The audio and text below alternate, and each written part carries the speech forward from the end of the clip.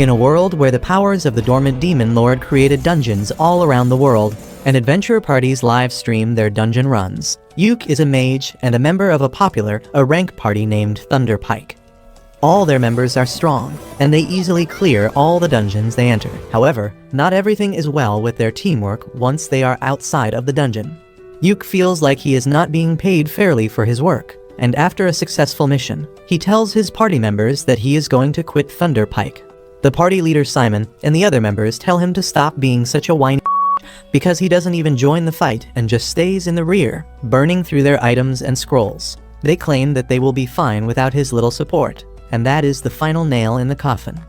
Yuke finishes his drink and then declares that he is going to quit the party forever, and they can go and shove their rank tag up their butt. The next day, Yuke goes to the Adventurer Guild to register himself as unemployed. Just as he finishes filling the form and hands it to the receptionist, a redhead hoe suddenly lunges at him and hugs him tightly. She calls him teacher, and when Yuke sees her, he recognizes her as Marina, a sword mage whom he guided before she took her adventure test. Marina thanks Yuke for helping her earlier, and he asks how things are going for her. She tells him that everything is going well, and then learns that he is on the job market right now. Marina gets really excited on hearing that, and this thirsty bitch immediately asks Yuke to join their party. Yuke goes to meet with her party members, who were also his students along with Marina. The Elf Ranger Silk and the Priestess Rain are both glad to hear that Yuke is interested in joining their party, but they ask him if he is fine joining a D-rank party that is just starting its career. Yuke tells them that he is fine with that because hustling like a rank parties is not for him anymore. He says that for difficult quests and dungeons, he used to invest a lot of money in consumable items, so he didn't earn much. But with D-rank quests, he will be able to save a ton. With that, Yuke officially joins their party, and learns that the girls were planning to complete a quest to mine some magic iron ore today. They head to the dungeon to mine the magic ore, and Yuke feels nostalgic remembering how his journey began. He tells the girls that they can easily find the magic ore on the 6th floor of the dungeon, but they tell him that they are afraid of fighting the boss monster on the 5th floor, so they'll pass. Yuke suggests they can try looking for the ore on the 4th floor first, and they head into the dungeon. Marina has brought her grandpa's walking stick along to search for traps, but that is slowing down their pace, so Yuke decides to take the lead. He shows the girls a magic lantern that can easily detect any low-level traps, and because of that, they quickly explore the dungeon. Yuke begins recalling how this was the first dungeon he visited along with his former party Thunderpike 5 years ago, and their warrior was seriously wounded by the traps. Suddenly, he senses a monster and tells the girls to get ready to fight. They reach a room where wolf monkeys are waiting for them. Silk shoots down one of them quickly, and then Marina rushes ahead to deal with the other two. Yuke casts physical enchantment magic on her to greatly improve her abilities, and then snares the monsters to stop them. Marina easily cuts through the two monsters, and she is shocked to realize how easy it was with Yuke's magic. He tells her that he cast 3 types of enchantment spells on her at once, and everyone is impressed because doing 3 spells at once needs a lot of skill. Soon, they reach the entrance of the 2nd floor, and after checking their equipment and stamina, they head downstairs. Suddenly, a group of zombie miners attack them, and it is Rain's turn to deal with them. Silk and Marina try to fight against the zombies to buy time for her to finish her incantation, and Yuke casts a protective spell on everyone so that the zombies can't even come close. This gives Rain enough time to complete her spell, and she blows away all the zombies with her holy magic. Everyone starts praising her, and Yuke remarks that using holy magic on such a scale costs a lot of mana. He uses a skill called Refresh Mana on Rain to charge up her mana reserves, and she is astonished to learn that Yuke can use it. She tells her friends that it is a rare spell that only red mages like Yuke can use, and with just this spell, one can instantly be admitted to an A-rank party. They are all amazed, and Yuke tries acting down to earth by saying that he is nothing special. They walk ahead, and he keeps pouring holy water on the ground so that the zombies don't attack them after being revived. Silk thinks that it is going to be really expensive, and they don't have the budget for that, but Yuke tells her to relax because he brewed it himself. This shocks Rain because Yuke is not even a priest, but he replies that he can use the purified ashes of the zombies to make holy water using alchemy.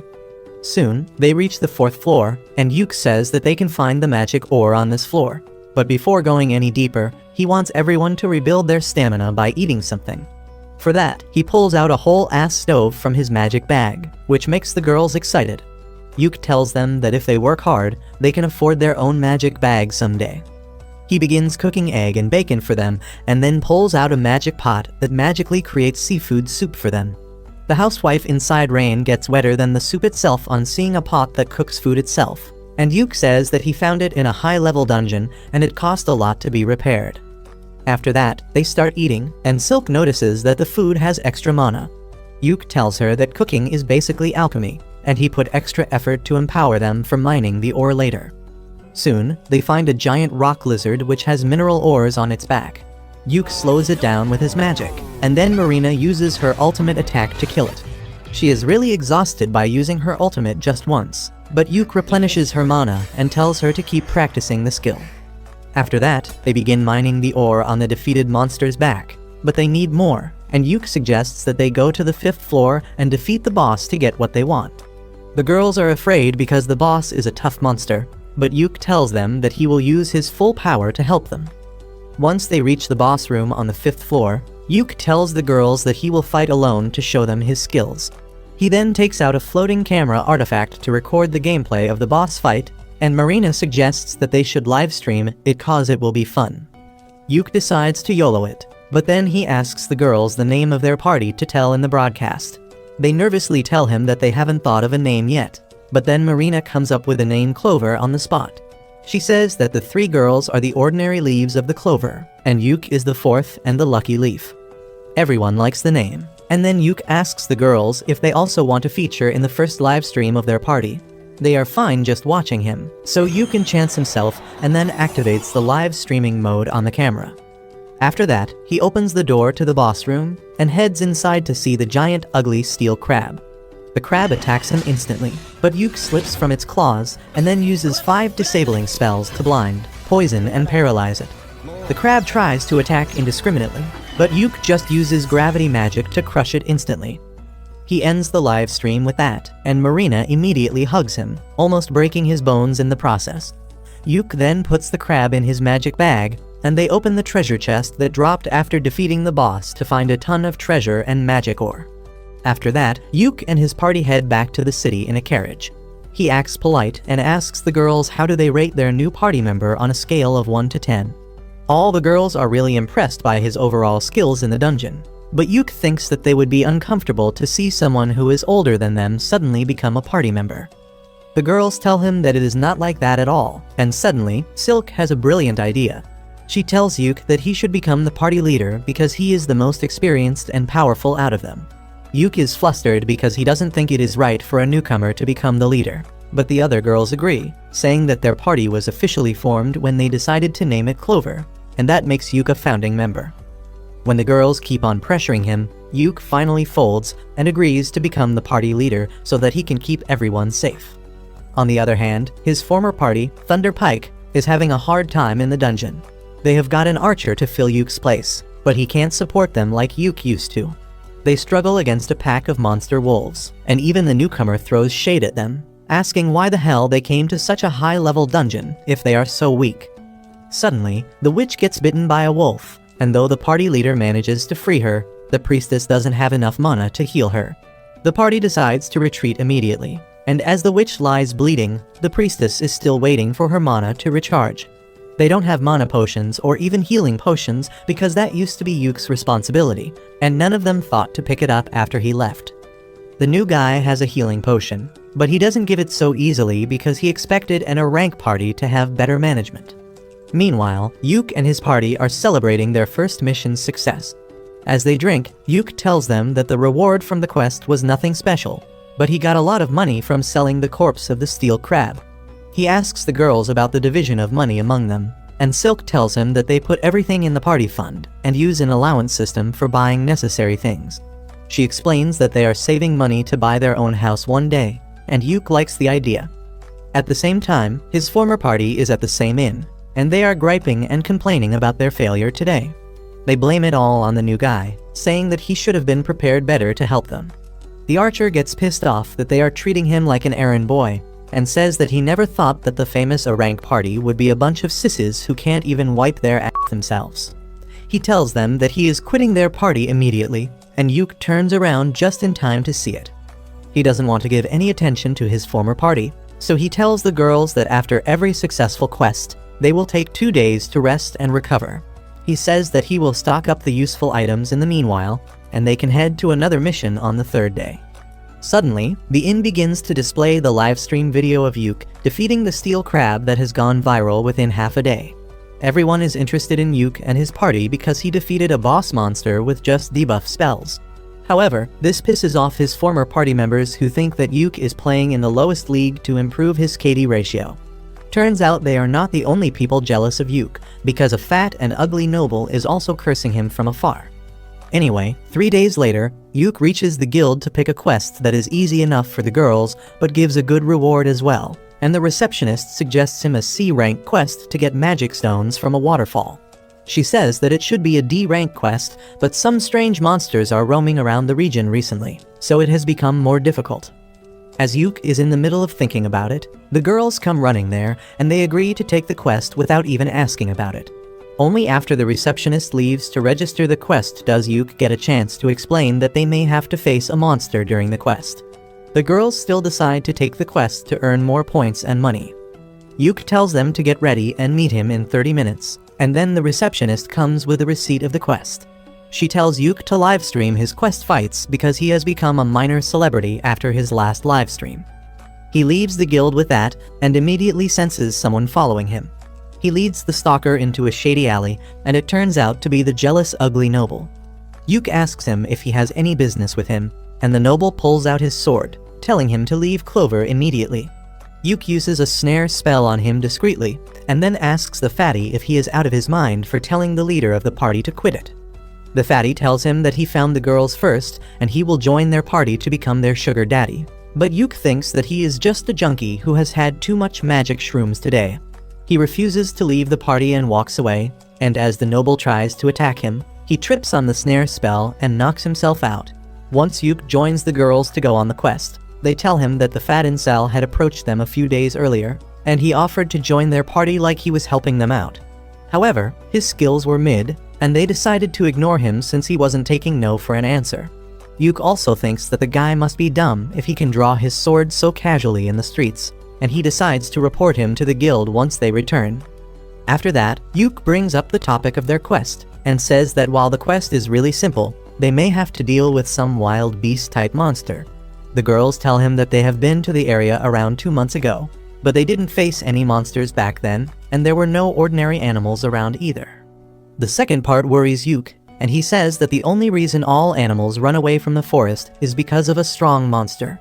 He tells the girls that the monster was present in the forest that time too, but they were lucky enough not to encounter it.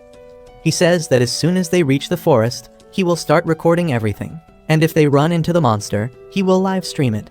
It will be the best if they win, but if they lose and have to run away, he wants the video to be live so that the guild can see them and send help on time. Soon, they reach the forest and Yuk starts recording as they walk inside. He walks at the end of the group because wild beasts attack any group from behind, and tells the girls not to worry about him because he is wearing a special warlock armor that gives him very high defense stats. They reach the waterfall soon, but then Yuk senses something and immediately turns the live stream mode on. Just 1 second later, the monster terrorizing the forest comes out, and to Yuk's horror, it is a high-ranking monster called the Zarnag, which is found in the deepest level of high-ranking dungeons. Everyone panics on hearing that, and Yuk steps in front of the girls. He tells them that they need to escape immediately, because they will die if they fight against the Zarnag. He decides to stay back and stop it till the girls reach safety, and the guild sends backup. But suddenly, Marina draws her sword, telling Yuk that she isn't leaving him behind. Silk and Rain also agree with her, and they begin using their abilities to slow down the monster so that they can kill it. Yuk has no choice but to let them in on the action, so he first enchants their physical abilities. Marina rushes ahead to stop the monster while Rain chants her spell, but she gets slapped away. Yuk tries to stun the monster with lightning magic and then casts multiple debuffs on it, but despite that, it doesn't seem to slow down. Yuk realizes that it is a special monster, and he asks Marina to buy him some time so he can use a very powerful spell. Marina begins fighting against the monster, and then Silk calls the forest dryads for help and binds the monster with vines. As the two girls try their best to stall the monster, Yuk finishes chanting his tier 5 spell, Prismatic Arrow. He tells Marina to get back before he shoots it at the monster with devastating power. As the prismatic arrow hits the monster, it groans in pain, but nothing more happens. Yuk thinks that he failed to do any damage, but as the monster charges towards them, a black liquid starts coming out from all its holes. The monster seems weakened by his attack, but it is still strong enough to attack them, so Rain decides to finish it with a powerful magic attack. She uses the tier 5 spell Thunderbolt to hit the monster, but despite that, it doesn't go down. However, Yuk realizes that the monster has been stunned by the strong attacks it took, and this is the perfect chance to finish it off. He tells Marina to go ahead and kill the monster, and she dashes towards it, activating her ultimate skill just as Yuk enchants her sword to land a critical hit. The monster's head falls into the river as the sky clears, and it releases a fountain of blood. Everyone is relieved at this, and then Yuk remembers that he was live streaming this fight. He thanks all the viewers for watching the fight till the end, and then ends the stream. The video is an instant hit in the city, and the popularity of the Clover Party rises further. But the leader of Yuk's former party is pissed because of that. Meanwhile, Yuk is feeling dizzy after using too much mana in the fight earlier. Behind him, the girls are excitedly chatting about their fight, and Yuk thinks that this video will give their careers a huge boost. He approaches them, congratulating them for the successful mission, but adds that he is going to spank them for not listening to his orders earlier. The girls confront him, saying that they are going to lecture him too because he was planning to sacrifice himself just now, and they won't have allowed that to happen in any case. Yuk realizes that this is a 1 versus 3 match and he can't win against the girls, so he says that they will review the mistakes they made later. Soon, they reach the lake where they are supposed to complete their mission, but the girls get in the mood for a swim. Yuk tells them to take a dip in the time he sets up camp. As he hears the girls happily splashing around, he remembers how he was training them to be adventurers just 6 months ago. He kept telling them about the ways in which they could improve themselves and their party, but he always had the feeling that they would make a great team. He is still surprised by the fact that he ended up in the same party as them and thinks that life is too uncertain. A few days later, Yuk and the girls are summoned by the guild master, and the girls are anxious about the meeting. Yuk believes that the guild master wants to talk about the high-level monster they defeated in the forest, because a dangerous quest like that should not have been given to a D-rank party like them. He thinks that normally, any guild master would praise them, but he knows the old man in charge of this place is not normal. Just then, Guild Master Benwood arrives there, and he immediately confronts Yuk, telling him that he has really done something troublesome this time. Yuk tells him that it is not his fault, and Benwood sternly asks him to tell him the things that he didn't mention in the report. His tone scares the girls and Yuk lashes out at the old man for intimidating them. However, that was what the guild master was waiting for, and he tells Yuk that he should have stopped talking politely earlier if he wanted him to stop acting scary. Benwood then sits down and tells everyone to take a seat too. He asks Yuk to answer his question now, and tell him what he thinks about the monster that he encountered in the forest. Yuk tells him that the signs point to it being an overflow, but not the one you will find on Anime. Benwood grows concerned on hearing that and tells the receptionist to generate an investigation quest. Meanwhile, Marina asks Yuk about overflow, and he explains that it happens when a catalyst causes monsters to come out of dungeons. If things get worse, it can lead to a stampede in which a huge army of monsters destroy everything in their path. The girls are worried to hear that, but Benwood tells them that the guild will handle the investigation. He then bows down to the 4 of them and apologizes for putting them in danger.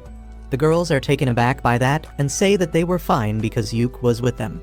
The old man says that he watched the stream and he thinks they are quite skilled too, which is why he is going to promote them to C rank.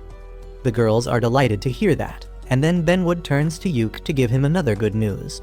He is being promoted to a rank because the prismatic arrow spell he used during the fight is a new spell he created, and all the guild officers believe that he should be promoted.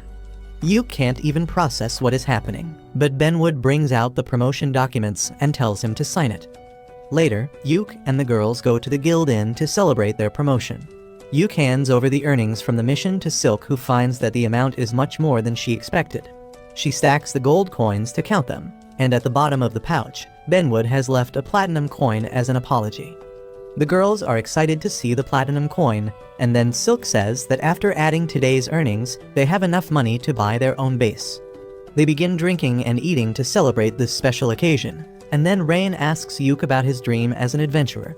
He tells her that he dreams of challenging the last floor of the dungeon named Infinite Darkness, and that makes the girls spit out their drinks because that dungeon is said to be ridiculously dangerous. Yuk says that it is true because the final floor of the dungeon holds the Abyss Gate that leads to the underworld. He says that he has no plan to cross the Abyss Gate, but he wants to see it with his own eyes.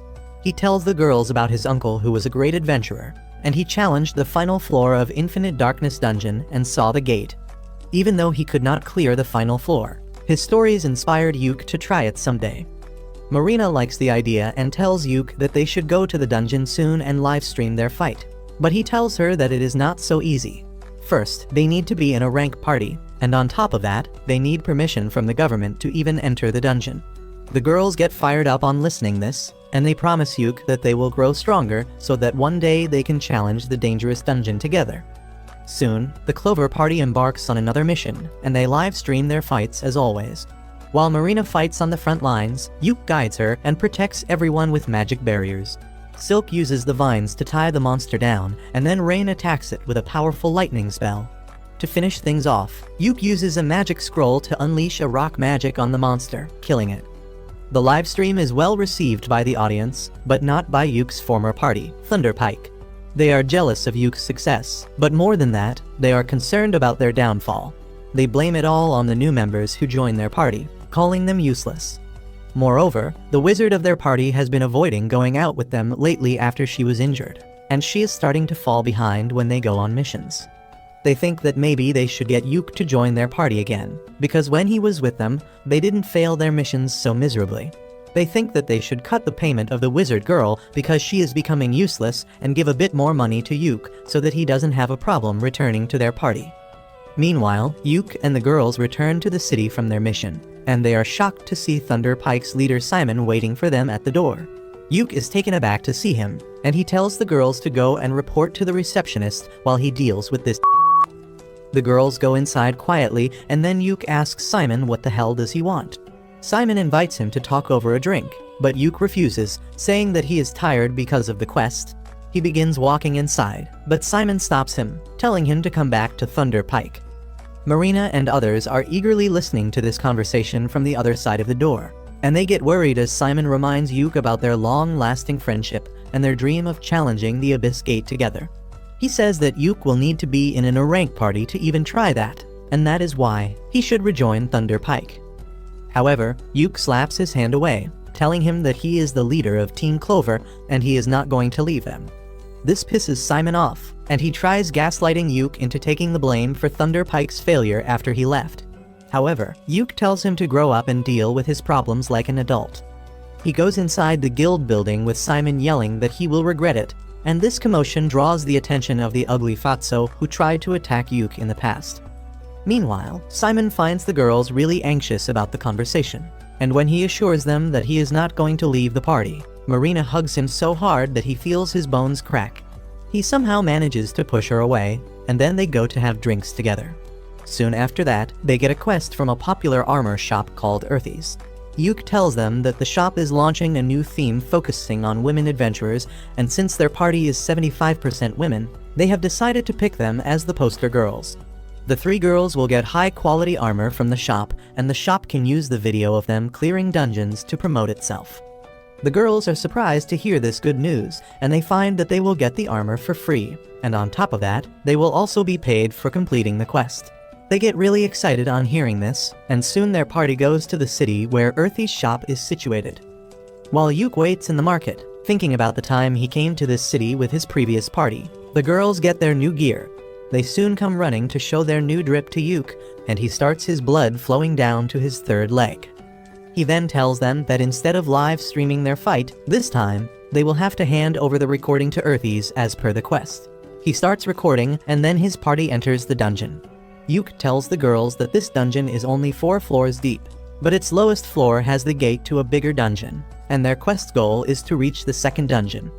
They come to an open space inside the dungeon, and Yuk picks a stone and throws it down to show the girls that a distortion in space doesn't allow anyone to take shortcuts here. He asks them to be careful that they don't fall down the stairs. While Marina and Silk agree to him immediately, Rain seems to be upset with Yuk, and he doesn't even know what he did wrong. Marina and Silk tell him that he didn't pay enough attention to Rain earlier because she is flat like the earth, and Yuk immediately notices the new ribbon around her hair. He tells Rain that she looks cute because her ribbon matches her hair color, and this needy hoe gets flustered and immediately hugs him. With that, they get down to the next floor of the dungeon, and Yuk soon detects a trap using his magic lantern. He pokes the trap with his grandma's walking stick, and suddenly, spears pop out of all four walls. They pass through the gap between the spears and soon encounter the first monster of the dungeon. It is a group of orcs, and Silk furiously draws her bow because elves hate orcs like Christians hate gays. Yuk tells her to calm down because her anger can break their formation, but assures her that they will completely wipe out those ugly monsters. He assesses that the orcs look like low-level soldiers, but they look more organized than he expected. He tells Rain to charge up a powerful magic attack to hit all of them at once, and then tells the other two girls to get ready to finish the ones left at last. Yuk casts enchantment magic on everyone, and then Rain shoots a powerful fire attack at them, burning the orcs.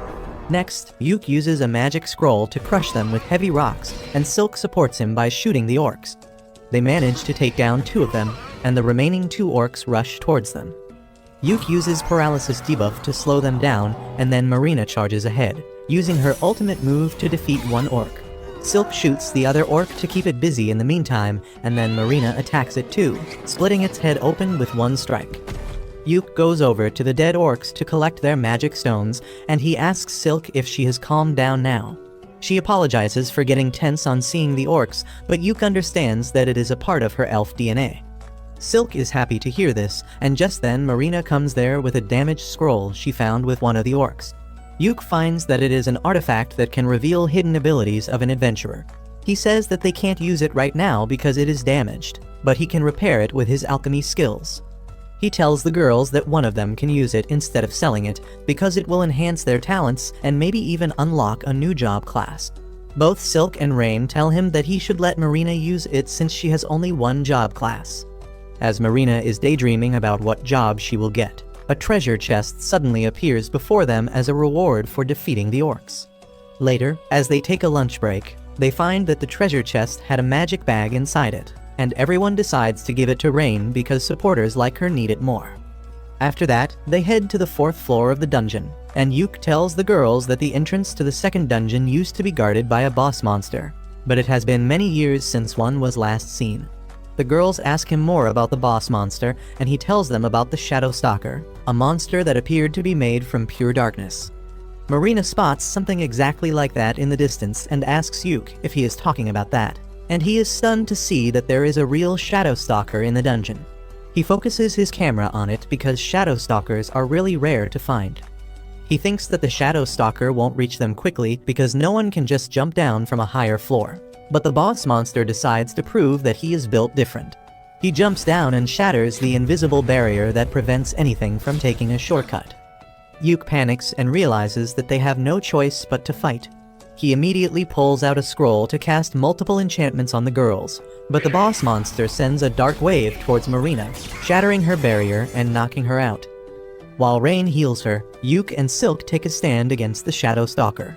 Yuk charges at it, and as the monster destroys his barrier, he understands that it can destroy magical shields. He uses an illusion spell to distract the boss monster with a clone while he reaches behind it, and then puts 3 offensive enchantments on his sword to attack.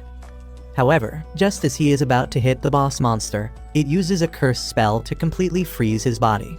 Yuk realizes that this monster is really strong and intelligent, and they have no way to beat it. He wants to tell the girls to run away, but his body is frozen and he can't even utter a word. The girls panic on seeing their leader being taken down, and then the Shadow Stalker sends a dark storm towards them. Rain blocks it with a holy shield, and then Silk summons strong vines to attack the boss monster. It dodges everything and then attacks Silk from behind while Rain is busy trying to revive Yuk. Luckily, Marina is back in action. Silk takes the command in Yuk's absence and tells Rain to enchant Marina's sword with Holy Element. Rain does that, and Marina tries to attack the boss monster from up close, but it keeps dodging everything. Rain uses a wide-range spell to attack him, but the boss disappears and then appears near Marina and Rain, injuring them with his sharp claws.